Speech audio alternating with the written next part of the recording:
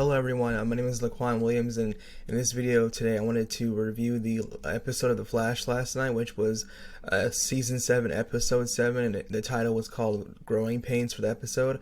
This was a part 1 of a part 2 episode story arc for Killer Frost that's focused on her for the most part.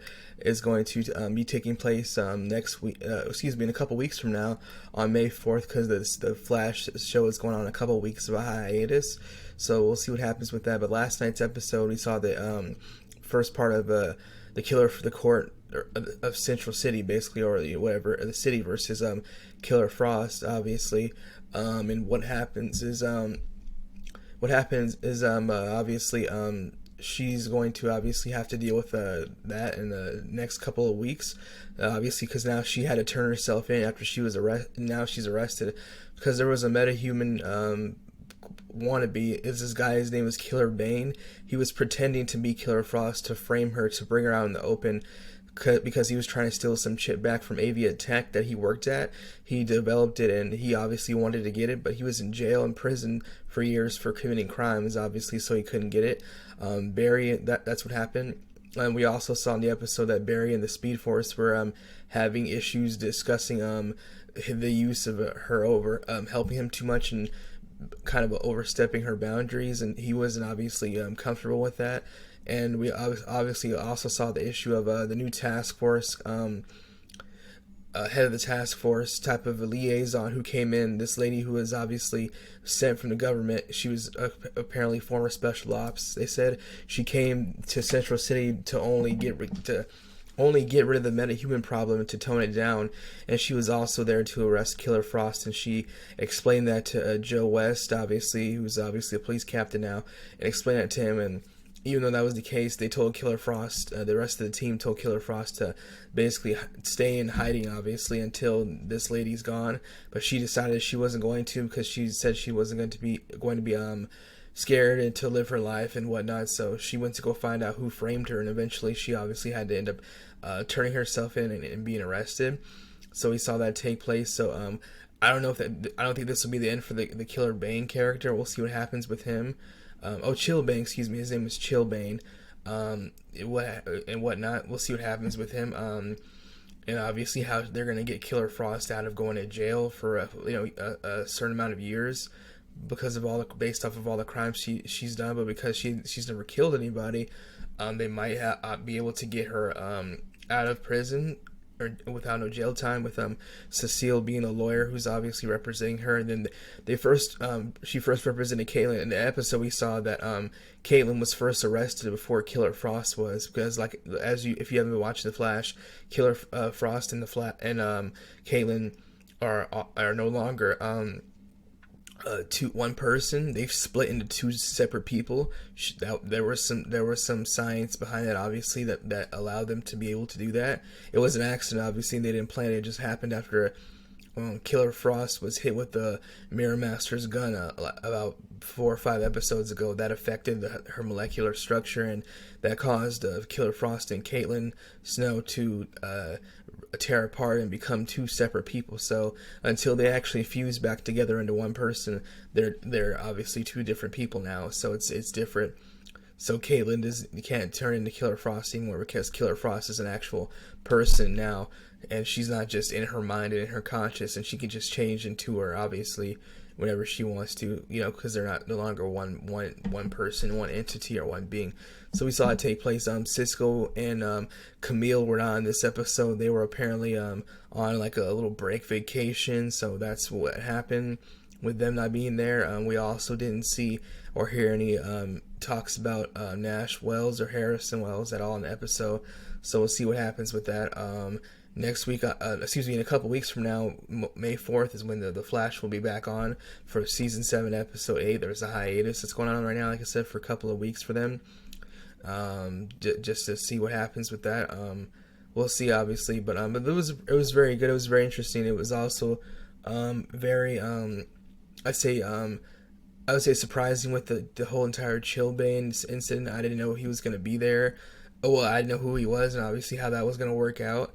I thought it was obviously some type of another version of Killer Frost from another planet, or timeline, or maybe somebody who would be in her family line that would do that. But he obviously is not a metahuman. He's a human being, but he was able to create the technology to mimic Killer Frost, obviously, powers and whatnot, because he's been obsessed with the ice, and he says it's the key to life and stuff like that. So right now we're on this website called Fansided, and it says this was posted just yesterday. It says The Flash Season 7 Episode 8 release date.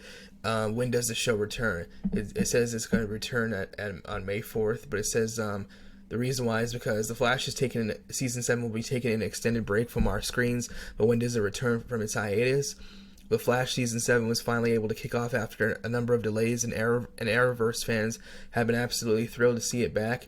It understandably set aside some time to wrap up the Season 7 story arcs, first using its first 3 episodes to bring a close to the Mirror Masters Monarch story, but in restoring Barry Allen's speed for that battle, Team Flash inadvertently unleashed a new threat that is only just beginning to emerge.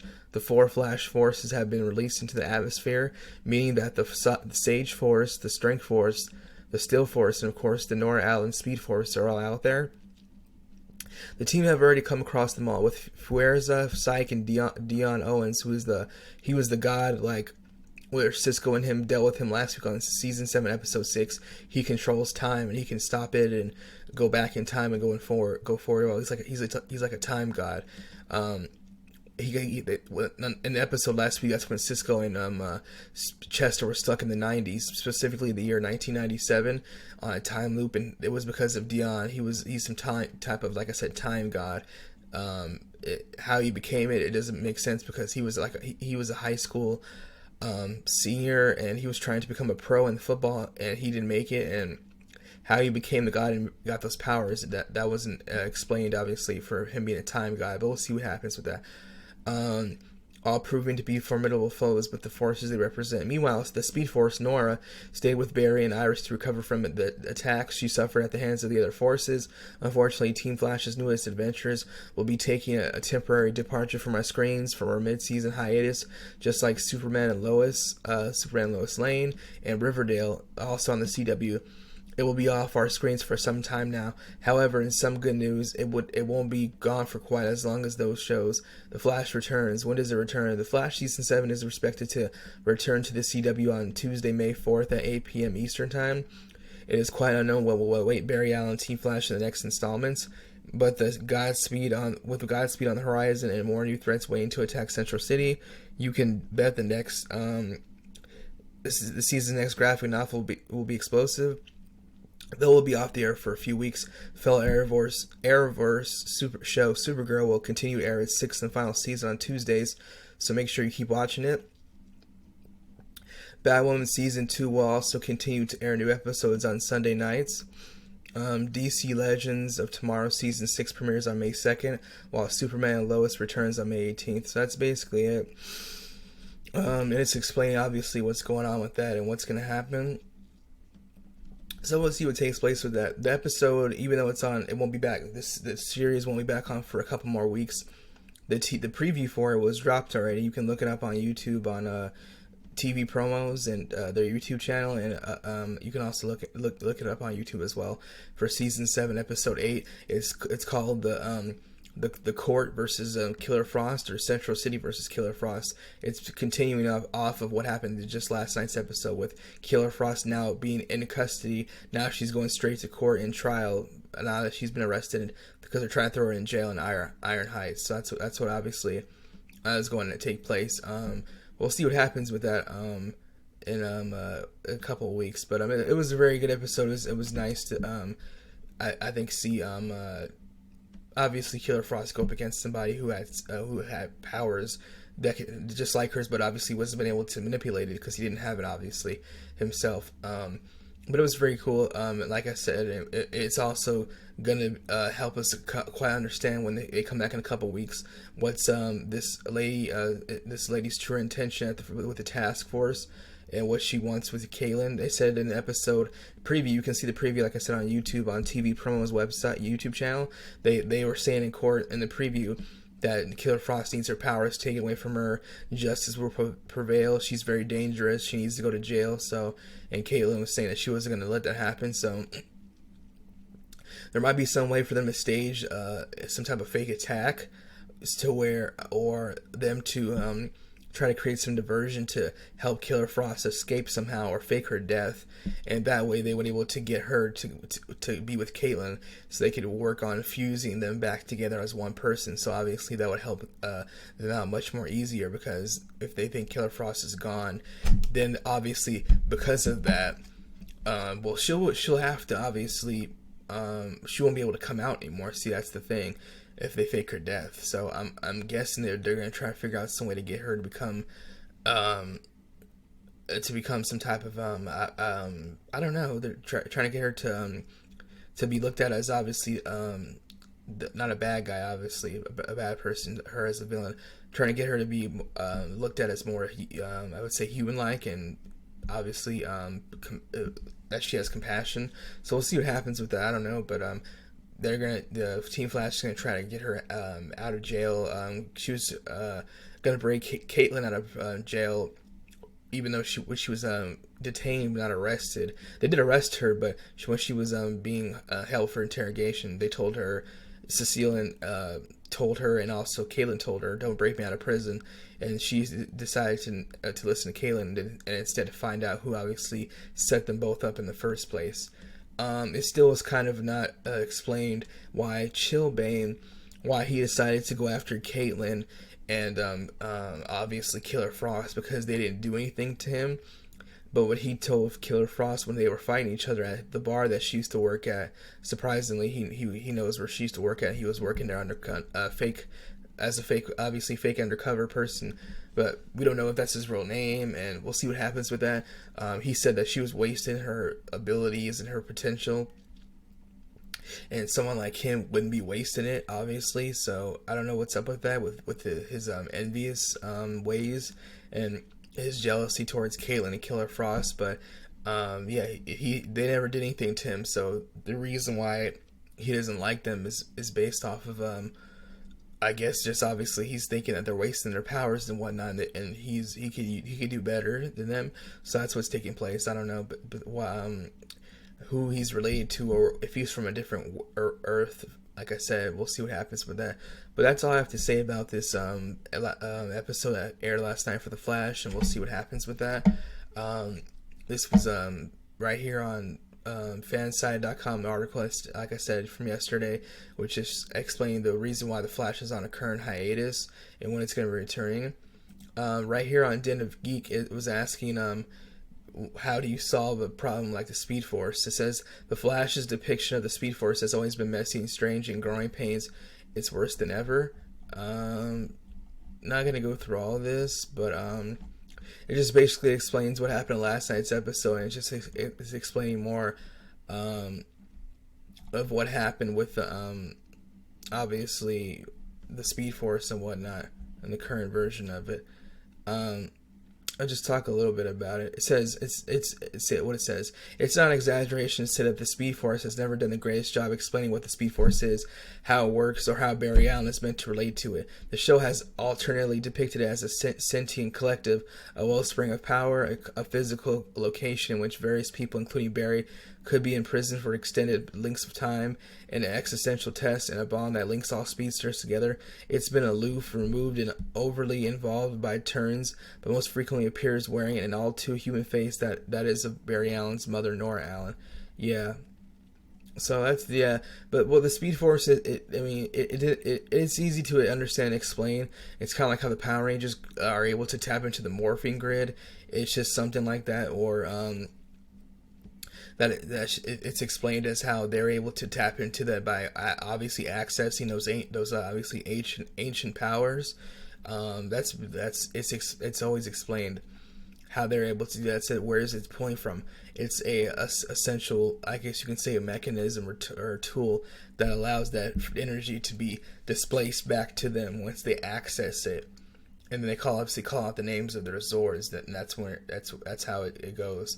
And Barry Allen and the Speed Force is something different. Obviously, he's able to tap into that and be involved with the Speed Force because of him. Obviously, being struck by the lightning, obviously becoming the Flash, and him explaining how they're able to get their powers from. It's the source of the power, kind of like how you see I guess you could say how Thor's power with Mjolnir, his hammer, and his bond that he has with it, how he's able to call it and use it is helps him out obviously a lot with not just his his strength and speed and his knowledge, but obviously how he's able to tap into that ancient power. But that's something that to talk about more or less when we see what happens with the other speed forces that they're having, that they're involved now in all these threats that are coming out. So the new threats, obviously,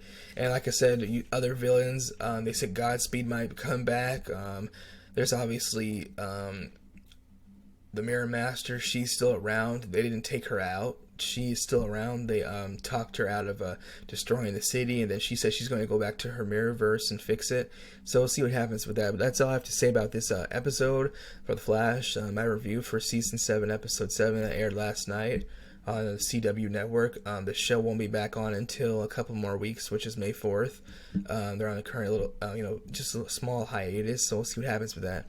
If you haven't watched it, let me know what you think about it. If you did watch it, did you like the episode compared to last week's episode, which was a much more comedic episode that was based off of and centered around obviously Chester and Cisco being back in the 90s and all the 90s references that they were talking about how they were dressed and whatnot.